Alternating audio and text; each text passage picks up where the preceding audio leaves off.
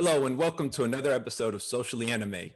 This is Kuma, and today we also have Goke with us, and we are going to go over Attack on Titan Season 4, Episode 63. This one is entitled From One Hand to Another. I want to say there's a title reference right off the bat.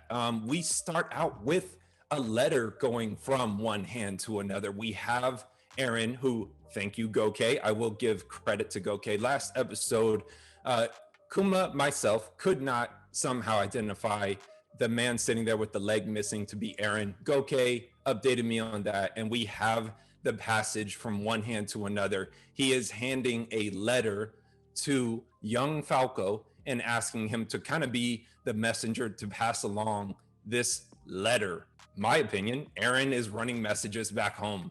I don't know how in the world they get the letter from the Marleyan Empire back to Paradise Island. Maybe wrong. I'm sorry. I'm doing what you do. He's not sending the letters back to Paradise Island. He's sending them within the country of Marley or another neighboring country, because the people from Paradise Island, aka Team Levi, is there waiting for Ellen to be like, okay, let's do whatever it is that we're gonna do. So you're telling me they're already there? They're not even on Paradise Island. Yeah, they're there, dude. They're either in Marley or in another neighboring country, just getting letters from him. Getting letters. You know. That makes sense. Okay, but we also know that they've been sinking ships. So at least Armin, we guessed that. I guessed. Oh my God, this dude is so greedy. I guessed. Come on, man. I thought we were a team here on Socially Anime. All right, fine. I'll give you the credit. Just give me my credit where it's due. Yeah. All right. I'll give you credit for that. You are correct. All right. Well, that answers my question. I didn't think of that, but good point. So I'm not repeating that. So we end that little opening scene, right? Falco basically putting this letter in a big red mailbox. I am interested to see exactly who it goes to and where, as Goke was mentioning. Right after that, we meet the head of the Tiber family, which is Willie. I'll let you take this, man. What'd you think about Willie Tiber? Willie is definitely the Warhammer Titan, I think, because he asked. I doubt it. You can't say. I'm interrupting, but I doubt you. Go ahead. Sorry, but you think it's him. You can't say until you know definitively.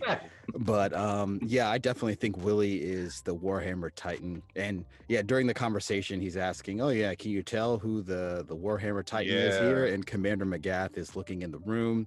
There's a elderly woman who seems to be of the cloth, some type of nun. Right. An old person, another elderly man, a woman who seems to have 2 children, and that looks to be the whole Tiber family. So amongst all those people, I'm just guessing it's going to be him. And why would they? I don't think that they would devote this much time in the final season to Willie for it not to be him. So yeah, I think it's him. I think you could devote time to getting your audience to think it's Willie, just to bam, hit him, and they don't even see it, and it's actually one of the kids, or maybe it's his wife, or I don't know. I mean, obviously, we don't know yet, but that is definitely an exciting part to figure out. We still don't know who the heck the Warhammer Titan is. I personally just don't think it's him, but we'll see. Okay, many a time throws me under the rug, and he ends up being correct. Well, it has this conversation with McGath. Dude, I don't really get it. You might need to tell me something if I didn't catch it, but this conversation they're having, it sounds like Commander McGath, who I initially hated. I thought he was extremely racist against the LDNs, that he was really putting everybody down. All of a sudden, it's like the conversation is against war all of a sudden, and like wanting the Marleyans to actually know what real battle is. The guy's complaining, saying, oh, the citizens of Marley, they don't really understand war and bullets flying past them. Like, I want them to see that sort of thing. When did he change? I thought he was just a jerk off, like a terrible dude. Now he sounds like he wants to make an impact and almost like change things. Did I misread that? No, he hasn't changed at all, in my opinion. He hasn't changed at all. Okay. Him talking to Willie is crazy as well to me. Yeah, and it reminds me of real life stuff. So it's kind of like, so Willie is an LDN who him and his family are so rich And they've essentially made their life off of talking smack about who they are and their heritage. Just because McGath is cool with Willie, that doesn't mean that he respects Eldians or anything like that, because Willie himself craps on Eldians. Willie reminds me of Sheriff Clark. Sheriff Clark is a Black American man who's a sheriff in the United States who talks horribly about Black American people, and all of his viewpoints are always talking down. What about black on black crime? What about the Black people that do this? What about every single time he has nothing good to say about Black people. So and then also look at his status, right? Where he's at. And he has a high status, all of these things. Yep. So again, seeing McGath could be friends with or be cordial to someone like Willie doesn't impress me at all. If anything, it throws him further under the bus. I could see that, man. We've talked about a lot of that, so I won't repeat you on that one. If we go into the next part, we're in a war council. This, I think we're pretty used to, man. I've seen this quite a bit. Reiner is in the war council, but when he says something, basically at the end, one of the Marlians is set. He straight up says, whatever, it was dumb to let an Eldian talk.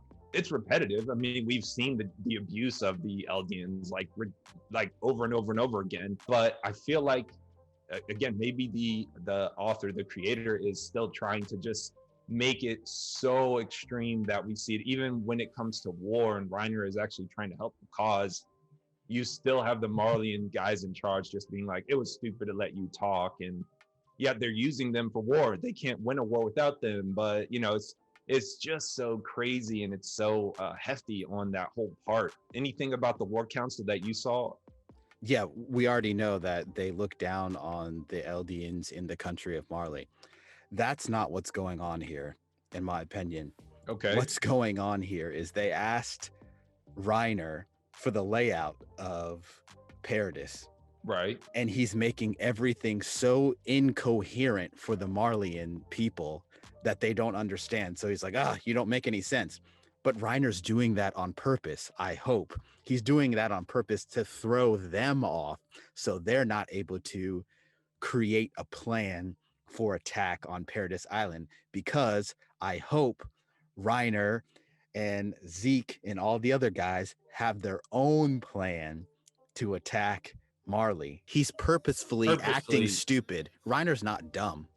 Understood. Okay, so could be multiple plans firing off all at the same time, because on one side we know that Aaron is using Falco to run letters to somebody, but obviously it's not Reiner. That wouldn't make any sense. But you're saying Reiner could have his own plan, or maybe he's working. You mentioned Zeke, so you're just telling me that maybe there's a culmination of all these different things against Marley, but maybe they're not synchronized. Specifically, why Reiner is intentionally being aloof and acting stupid is because he's not trying to let them really know what's up.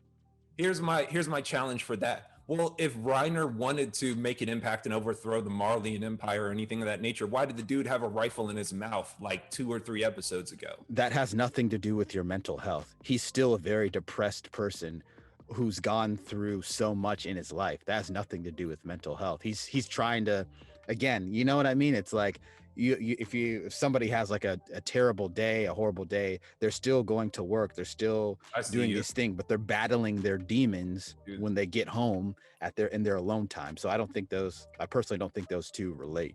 Damn, that's great insight, actually. Yeah, when you say that, you're right, man. It's almost like he when you're at work, are you like, stressed out at the argument that you had with your significant other, and you're lashing out at your coworkers? Again, people do that, of course, but you know what I'm trying to say. I see what you're saying. It's taboo to do that, and a lot of people, great insight. I feel like you've got a good grasp on Attack on Titan, better than me, man. But that's why I'm happy to talk to you about this. All right, so you're saying, I was thinking pretty rude of Marlians. You're saying Reiner's doing it on purpose. Interesting. Yeah, so he's doing it on purpose. And you see, right. He's doing it on purpose. And at the end of the scene, you see Commander McGath staring at him. So Commander McGath knows that these fools aren't stupid. He knows that these guys aren't stupid. Again, he's been training them since they were children, 12 years, since they were kids. So he knows they're not dumb. Okay. we switch over to the balcony outside of this war council, and then now it switches over to the kids, right? It's very apparent Falco is beating Gabby for the first time. It doesn't seem like a big deal. He outruns her, he outpaces her, but it turns into this big celebration, and there's a lot that leads out after this. So I don't know if the beating her in the race seemed that big, but it becomes huge later on. They have the argument at the gate, right? Gabby, Falco arguing, right? They're boasting, Zofia and whatnot. All the kids are just talking about how Falco beat Gabby for the first time ever. And it turns into this argument. But Falco says, at the apex of that argument, he yells to Gabby, "I'm doing it for you." Meaning what? I'm doing it to save you? Are you actually asking this? Because I'm asking, dude. Or are you doing that thing that you do? Nah, you'll know when I'm doing that thing I do. No. Oh, this God. is a true life question, man. Okay, true life question. Yeah. So episode 2, which was entitled Midnight Train, we already learned why he said he was doing it for her. And he was talking to Reiner, and they're like, "Oh, we have to save Gabby from the hell." Remember that? I remember. So that's what he's talking about. He's basically admitting that he's doing it for her, that he doesn't want her to become the armor titan because he wants to save her from war. He doesn't want to have her go through the war. And also he sees that she drank the Kool-Aid and she has no idea what the world really is. And he wants to get the armor titan for himself so he can end all wars. You're right, man. I was wondering if it was later on in this same episode, they talk about some of the kids, the LDN children, intentionally wanting to inherit a titan to save their family or their siblings. So I didn't know if he was trying to get at that, but no, you're right. You're 100% right. I can't even argue that. That's 100% correct with the Midnight Train one. So thank you for that. Yeah, definitely. So, and then it goes further. Okay, so the kids are on the way, I don't know, I guess to, look at the festival being built up. And this woman who's a baker, stops them. She's like, "Oh, you guys are heroes, you're warriors, and you're all these great." And she gives them bread. And she's like, "This is so that you can grow up and be strong, basically like Reiner." And then the old perverted man comes out, and he's like, "Gabby, Gabby," and he's hugging, but he's not hugging Gabby, he's hugging Zofia. And Zofia's like, "I'm not Gabby." And he's like, "Oh, you're my hero, my hero." That was creepy. And then the woman who I thought might be his wife comes over, and she's like, "Oh, you old fart, like get off this little girl, you creeper, you're like touching her and stuff." And he's like, "What?" He's like, "Shut up, I'm just trying to thank her for all these things." And then the woman says, "Go home to your mother." And I'm like, this dude is like old enough to be a grandfather.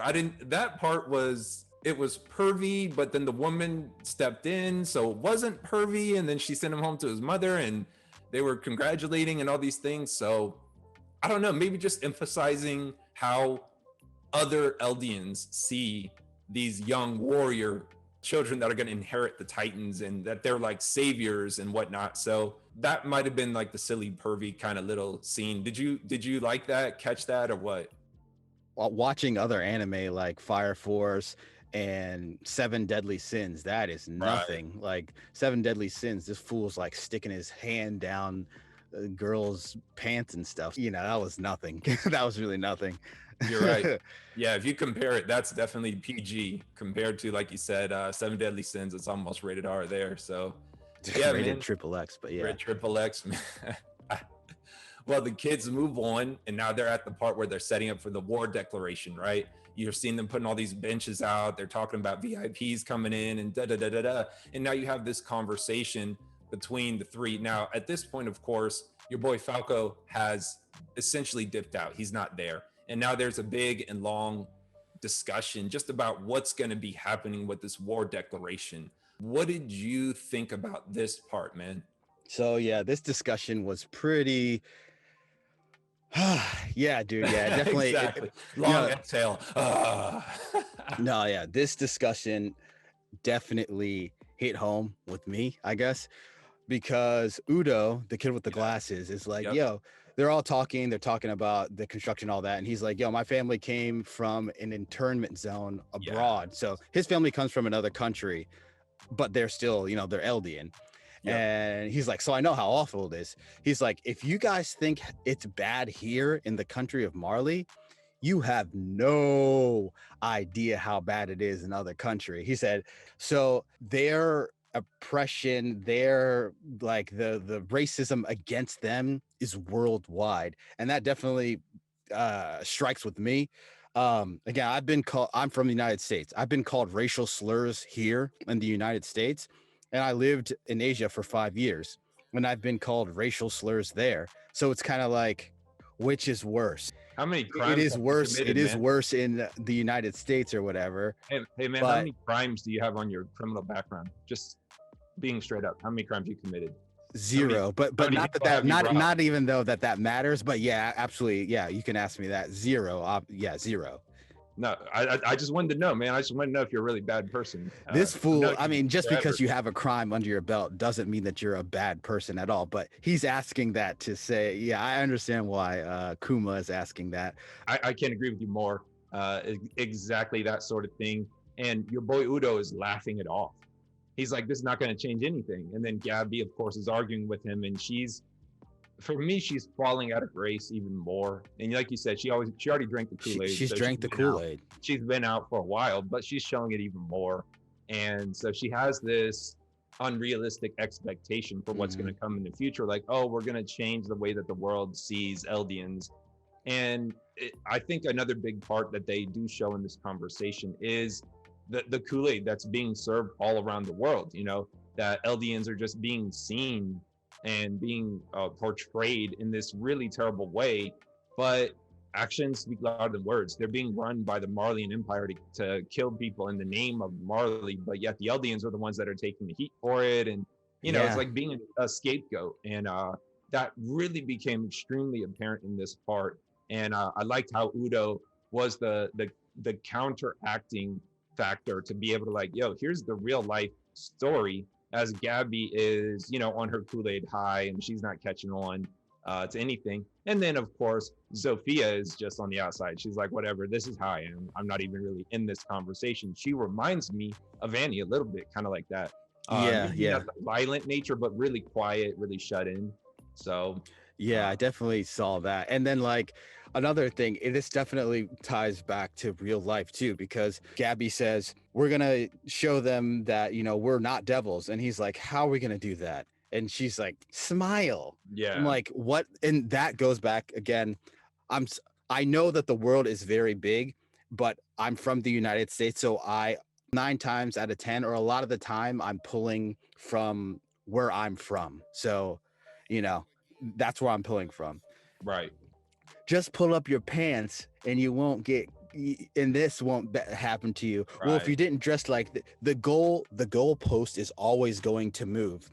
If you guys respected yourselves, then the whole world and we would respect you too. And then they make like an award show called Black Girls Rock. Well, that's racist. Well, didn't you say this award show is to commemorate and celebrate Black females in the United States? Well, it's racist. But didn't you just say that if they respected themselves, then other people respect them too? So right. the goalpost is always going to be moved in a sick society. So it's, again, she's drank the Kool-Aid. And this is discussions that millions of people have had with families, with loved ones and things like that. Well, if you just dress like this, it wouldn't happen. Well, if you just talk like that. No, not at all. No.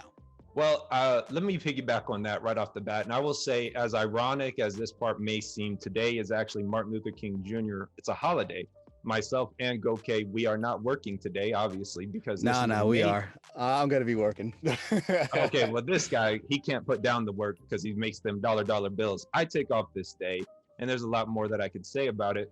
But one of the things that when we look at the monumental impact that Martin Luther King Jr. had, one of the best things I like to point out is that there were not, when the statement was made, all of the parts when Goke was mentioning the goalposts will change and things like that kind of disappeared in that moment. And the reason being is that I want you guys to look at the differences, the juxtaposition here. Martin Luther King Jr. was fighting for equality for all men, not one race, not one group, not Asians, not Hispanics, not Blacks, not whites, He said all men are created equal. So when other people wanted to fight him on that, they lost their footing, because if they were to disagree, there's no other leg to stand on. If I were to disagree with Martin Luther King Jr., I would inherently be saying I am a racist and I find that my race, whatever it may be, is better or more powerful or more deserving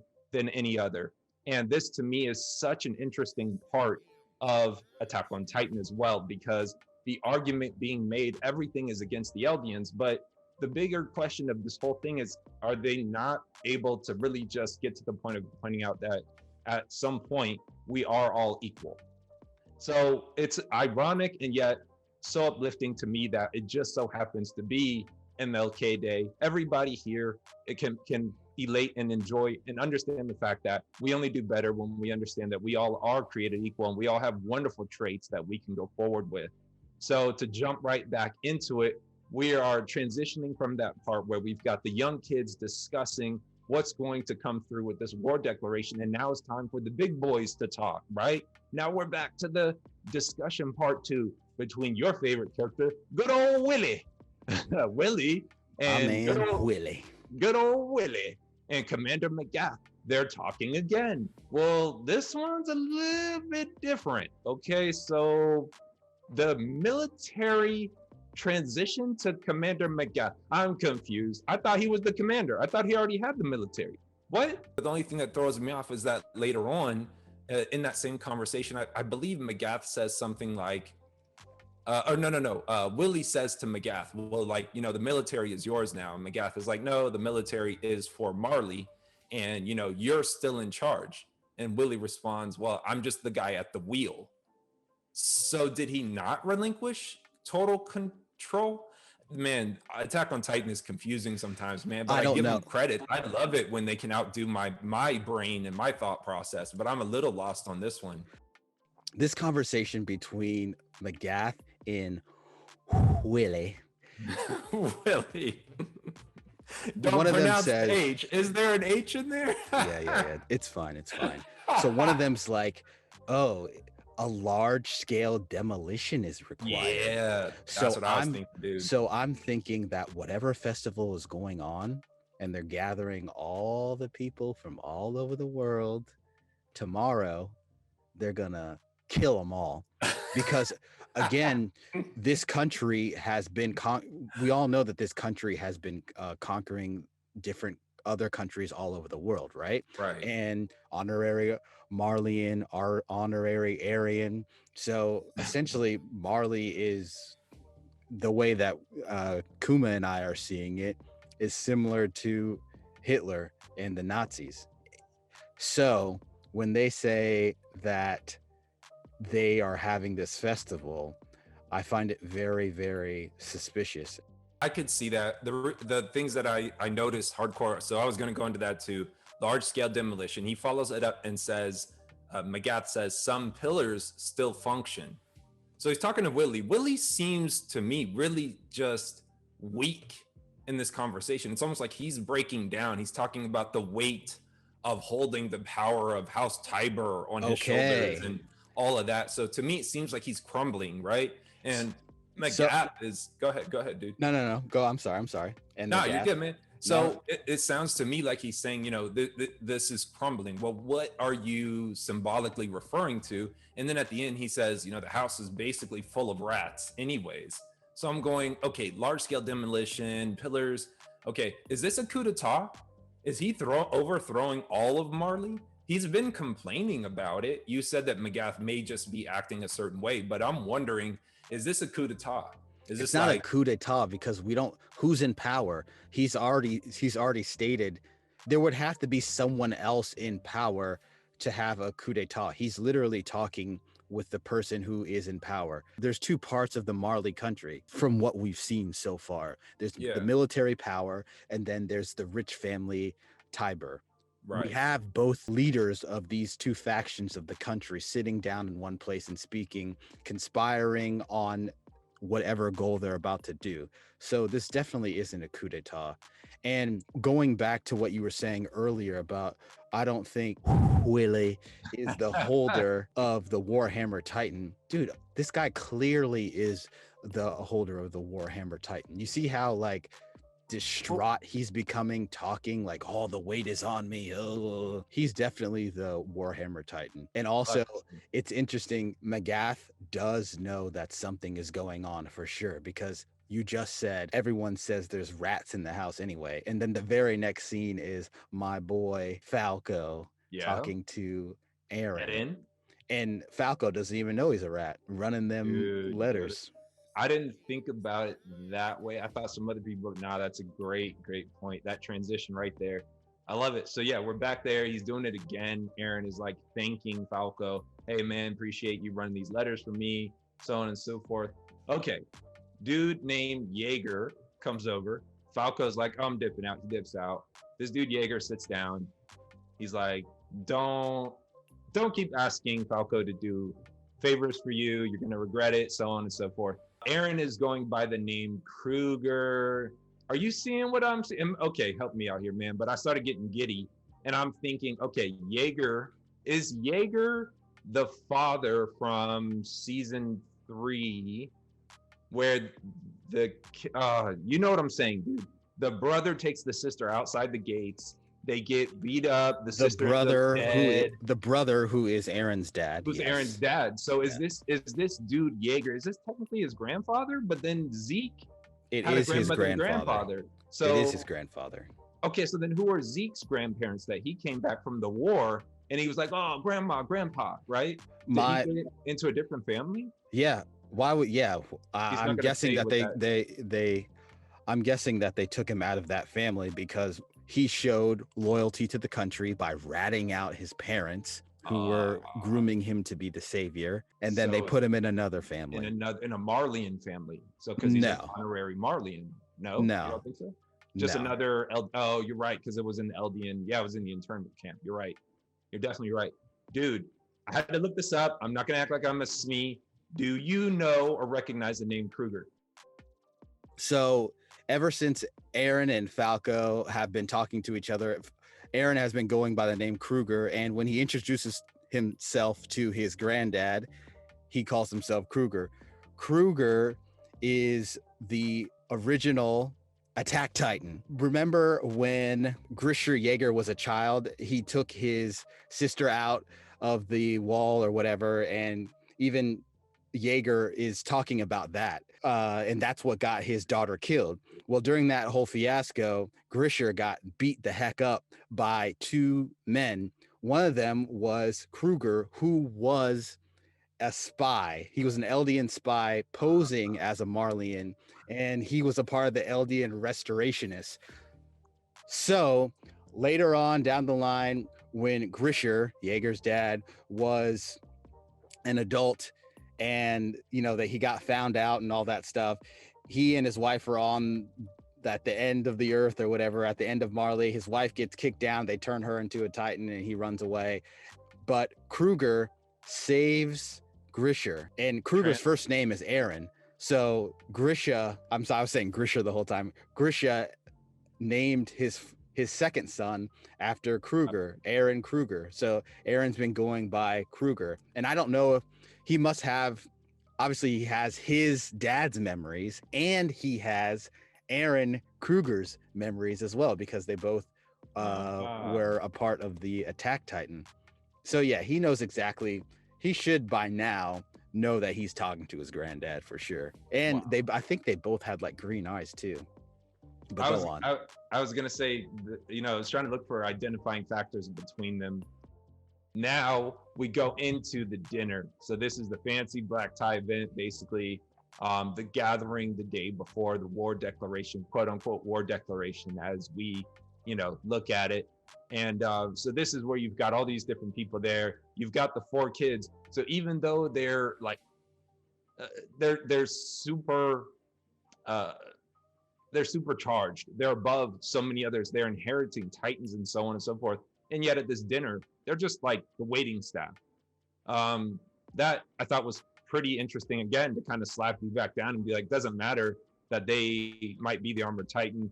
later on they still have to serve because they're LDNs, that kind of thing. And so the kids during this party, like Kuma was saying, are servants. Still, they're servants, you know? And they are definitely admired by LDNs. LDNs admire these children and people at their status. So much so that, remember, they had the parade for Reiner and those four back in the day. And I'm sure if the society continues, which hopefully it doesn't, they would have a parade for Gabby and all the other people who are going to inherit the Titans. Now, here's the thing: they are so at such a high status, and I want to throw this quote out. I got this quote from a guy, a very smart philosopher, Zoe Williams, but the actual quote is from an Indian philosopher named Krishnamurti. It is no measure of health to be well adjusted to a profoundly sick society. So Gabby has drank the Kool-Aid to the nth degree. Yes. So wow, Gabby inherits the armor Titan, and the whole sickness of the society still is there, you know? So it's not impressive that they are at this status. It's not impressive to me that Willie Tyburn is at his status. The society is still sick and disgusting. I just wanted to throw that out there, relating it to real world. And you can easily follow that up with the knucklehead that comes up. And there's obviously the conflict like Goke just talked about. And obviously the first speaker that comes up, I don't think we ever really truly get his name. You can just call him Dumbhead for now. He just comes up and he's like, yeah, the enemies of my enemies are still my enemies. Like, he makes a really dumb statement. Everybody's looking at him like, what? I think that was a Freudian slip. I think that he knows that they're gonna kill everybody the next day, and he just messed up. Because I thought he was just stupid. No, man, yeah, he is stupid. So he knows, but I think he let it out a little more than he's letting on to. Yes, I think that's what it is. So when Huele comes up and takes it from him, it could be more so, we're going off of what you're saying. It could be, dude, don't reveal our secret hand, our secret card that we're about to play. Whereas I initially thought it was like, hey, get off the stage, you drunk idiot. Like, you're going to mess up our peace treaties and so on and so forth with these people. Nah, but you're saying it could be Willie knows as well, obviously, because he's the one that talks about, well, you know, tomorrow I'm going to show what the changes are going to be and what we're going to be doing, but I'm going to do it in the manner of a play. Yeah.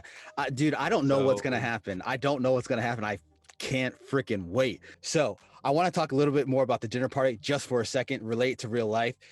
While the four kids are serving at the dinner party, they're serving drinks, they're collecting plates and all that stuff.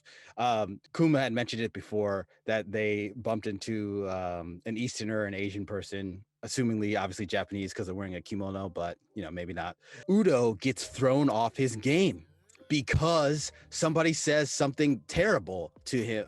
He overhears someone say something terrible. They're like, oh, there's filthy blood touching the plates, aka the blood of Ymir, aka the Eldian devils, aka all this stuff. And that throws him off his game.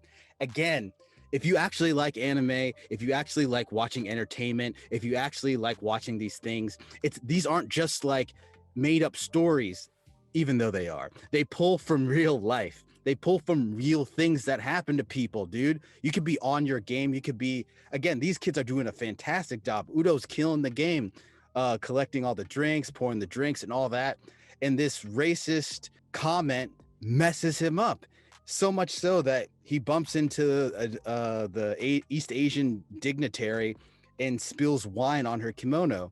And she has to cover for him because she knows who the heck knows what they're going to do. So again, I'm not trying to preach or whatever, but I'm just saying this definitely relates to real life. When people have said, oh man, just get over it. How could words just hurt you? How could it mess you up? Dude, you're watching it. Like, it's just a very small thing in this episode, but it speaks volumes to real life, man. These things actually happen. This is, you know, they pull from real things.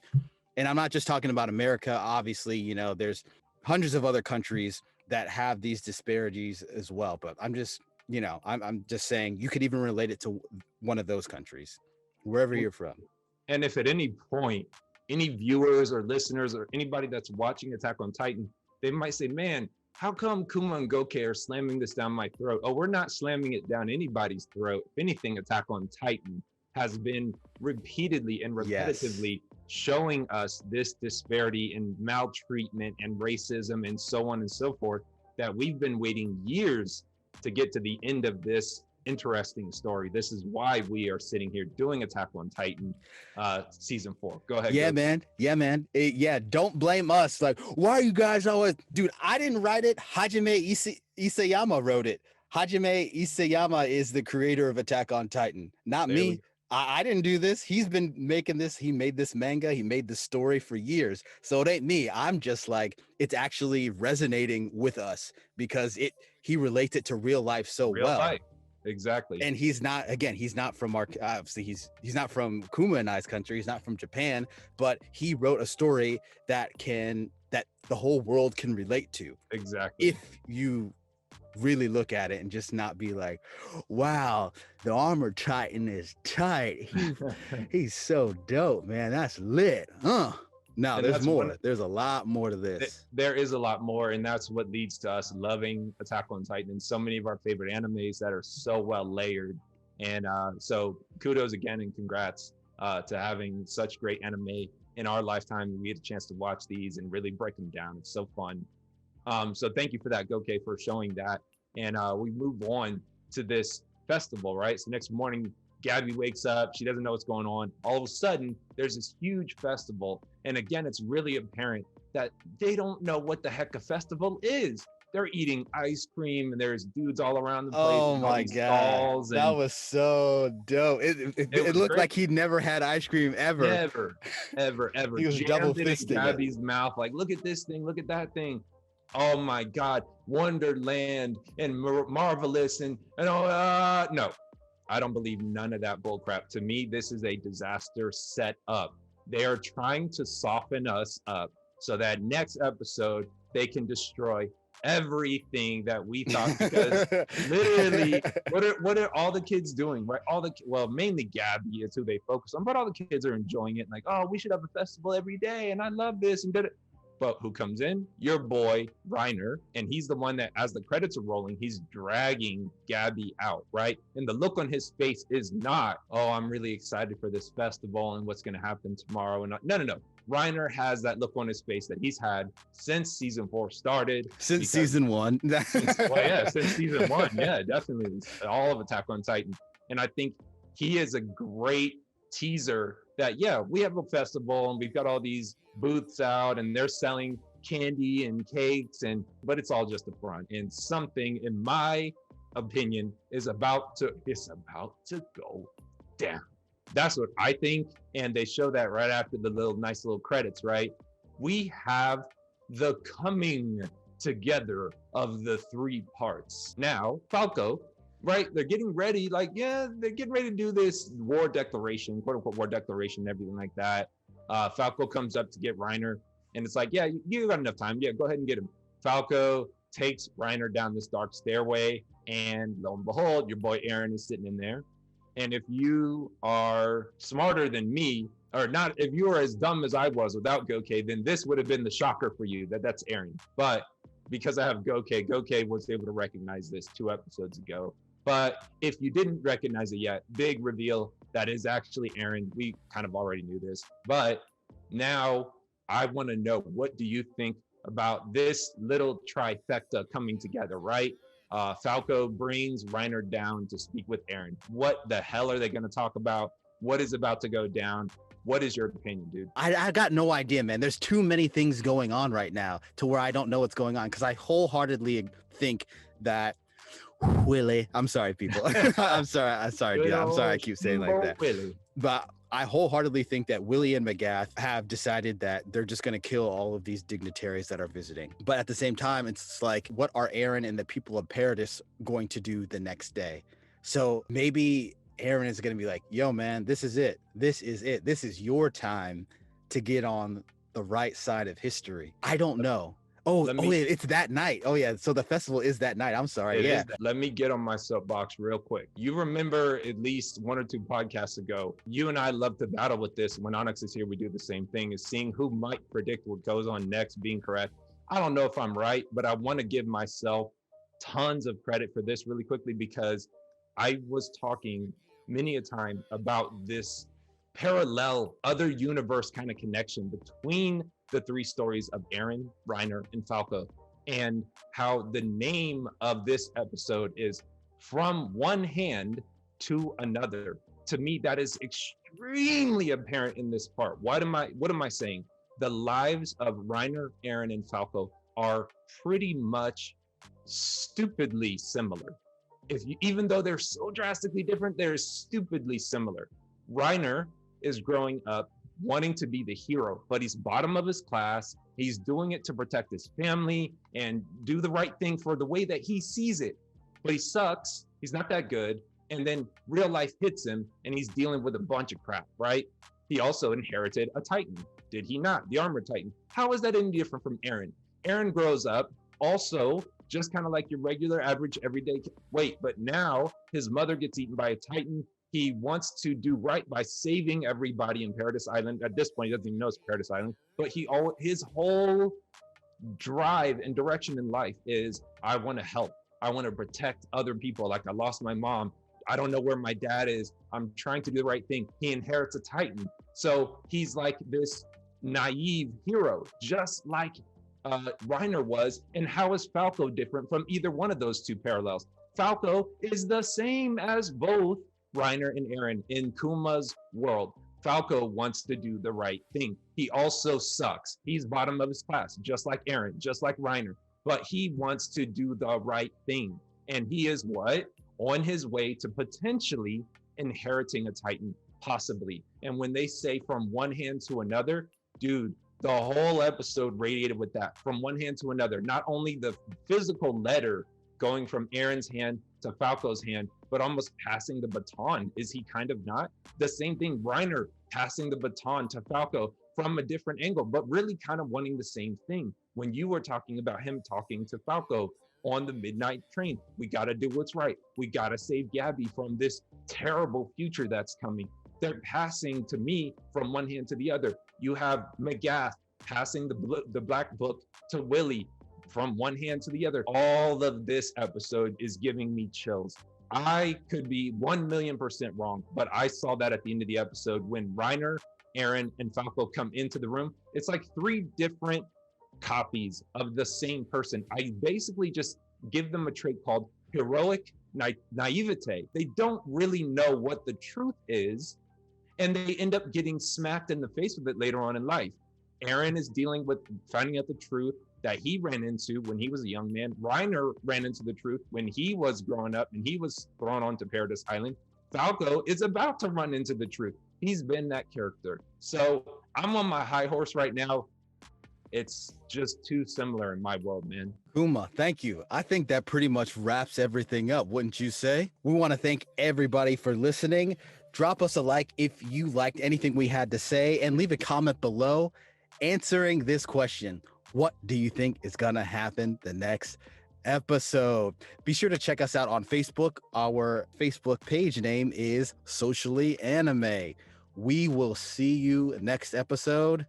Peace.